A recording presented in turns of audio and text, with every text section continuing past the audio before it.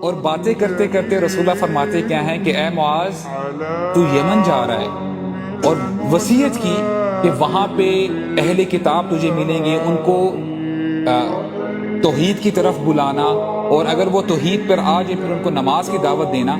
باتیں کرتے کرتے جب مدینہ سے باہر آ جاتے ہیں تھوڑا سا، کہتے ہیں اے معاذ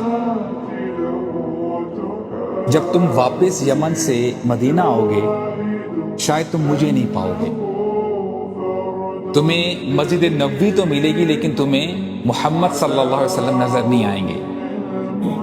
کتنا بھاری ہوگا معاذ بن جبل کے لیے۔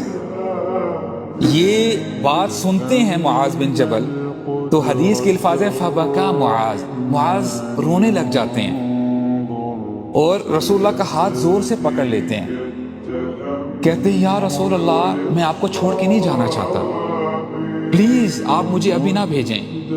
تو رسول اللہ صلی اللہ علیہ وسلم مدینہ کی طرف اپنا رخ کرتے ہیں اور پھر کہتے کیا ہیں، جو لوگ مجھ سے زیادہ قریب تر ہوں گے قیامت کے دن وہ کون ہوں گے؟